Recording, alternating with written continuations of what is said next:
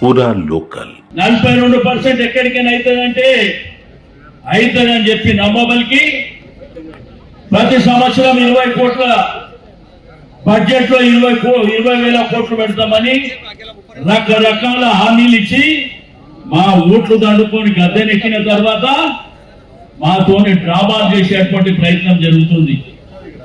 నిండు శాసనసభలో తీర్మానం పెట్టినప్పుడు, శాసనసభలో కులగణన మీద తీర్మానం పెట్టినప్పుడు నేను ఆ రోజు ఒకటే చెప్పిన. ఆ రోజు ఎన్టీ రామారావు గారు తీర్మానం చేసిండ్రు, రాజశేఖర్ రెడ్డి గారు తీర్మానం చేసిండ్రు, కేసీఆర్ గారు కూడా తీర్మానం చేసి పంపించారు. కానీ ఢిల్లీలో 9th షెడ్యూల్లో పెట్టి చట్టం చేస్తే తప్ప ఇది సాధ్యం కాదంటే ఆ రోజు హరిభరిగా సర్వే జరిగినప్పుడట హైదరాబాద్ జంట నగరాల్లో 40% సర్వే కూడా జరగలే. స్వయంగా ముఖ్యమంత్రి గారు శాసనసభలో చెప్పారు ఇంకా 16 లక్షల మంది సర్వేలో పాల్గొనలేదని చెప్పారు. మీరు ఏ విధంగా మీరు తీర్మానం చేసి ఢిల్లీకి పంపించారు. ఓవైపున ఢిల్లీకి పంపించిన తర్వాత ఆ రోజు కూడా మా పార్టీ పక్షాన యునానిమస్ గా ప్రభుత్వానికి సహకరించినాం. ఆ రోజు చెప్పినాం ఢిల్లీలో డెలిగేషన్ తీసుకెళ్లి ప్రధానమంత్రి మీద ఒత్తిడి తీసి మరి పార్లమెంట్ లో చట్టం చేసి మాకు రిజర్వేషన్ కల్పించాలంటే ముఖ్యమంత్రి గారు చెప్పాను డెలిగేషన్ ని ఢిల్లీకి తీసుకుపోతాను.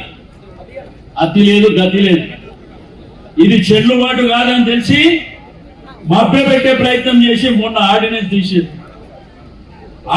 తీసి ఒకవైపున తీర్మానం చేసి ఢిల్లీకి పంపించిన తర్వాత మళ్ళా ఆర్డినెన్స్ ఎట్లా జరుగుతుంది?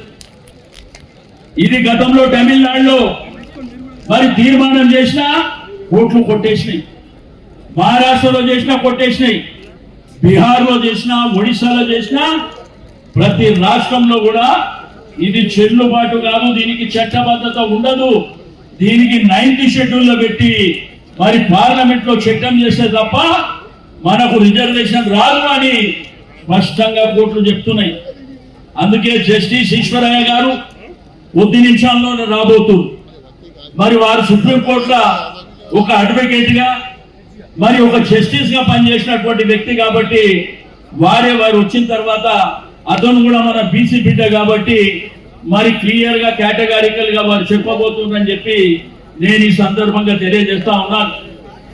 మరి మొన్ననే హైకోర్టు లోకల్ బాడీ ఎన్నికలు 3 నెలల లోపల చేయాలి, 100 రోజుల లోపల చేయాలంటే మనం గెలవలేమనేటువంటి పరిస్థితిలో మనం ఉన్నాం కాబట్టి ఇది గోల్మాల్ చేసి ఆర్డినెన్స్ పెట్టి మళ్ళీ ఇప్పుడు కొత్త డ్రామాకు తెలియలేదు. ఆర్డినెన్స్ ద్వారా సాధ్యమవుతుందంటే ఈ దేశంలో అనేకమైనటువంటి రాష్ట్రాల్లో ఎప్పుడో సాధ్యమవుతుండే. మరి వాళ్ళే చెప్తున్నారు, నిన్న కూడా మంత్రులు మాట్లాడారు, ఆ రోజు కూడా మంత్రులు మాట్లాడి ఏం చెప్తున్నారు, మనకంట ఈ రిజర్వేషన్ లేని మరి కేవీ చేస్తారంట, కోర్టుకు ఎవరు పోదని, రెండోది రిజర్వేషన్ల ద్వారానే మనకు 42% వస్తుందని చెప్తూ మళ్ళీ నేను రాజకీయ పార్టీలో చెప్తున్నా మీరు కూడా పార్టీల పరంగా 42% ఇవ్వాలని. నిన్న అదే మంత్రులు మాట్లాడితే ఏం చెప్తున్నారు, బీజేపీ వాళ్ళు వెళ్ళి 9th షెడ్యూల్లో పెట్టమని చెప్పి వాళ్ళే పెడుతూ, అంటే మీరే క్యాబినెట్ లో నిర్ణయం తీసుకొని ఇది చెల్లదు అని మీకు తెలిసి మళ్ళీ ఈ రోజు వచ్చి డ్రామా చేసేటువంటి ప్రయత్నం జరుగుతుందని చెప్పి నేను ఈ సందర్భంగా తెలియజేస్తా ఉన్నాను. నేను ఒకటే ఈ యొక్క కాంగ్రెస్ ప్రభుత్వానికి హెచ్చరిక చేసేది, మాతో కోక్కున్నోడు కూడా పాల్గొన్నటువంటి దాఖలాలు లేవు బిడ్డ, జాగ్రత్తగా ఉండండి అని చెప్పి హెచ్చరిక చేస్తా ఉన్నాను. ఇది చిన్న షార్పీలు మాత్రమే. ఒకవేళ నిజంగానే మేమందరం ఇట్లా సమాజంలోకి ప్రజల దగ్గరికి మా బిడ్డల దగ్గరికి రాష్ట్ర వ్యాప్తంగా వెళ్ళిందంటే ప్రతి జిల్లాలో భూకంపం సృష్టిస్తామని చెప్పి నేను ఈ సందర్భంగా తెలియజేస్తా ఉన్నాను. మీకు అడ్రస్ లేకుండా చేసేటువంటి బాధ్యత కూడా మా సమాజం తీసుకుంటుందని చెప్పి నేను ఈ సందర్భంగా తెలియజేస్తా ఉన్నాను.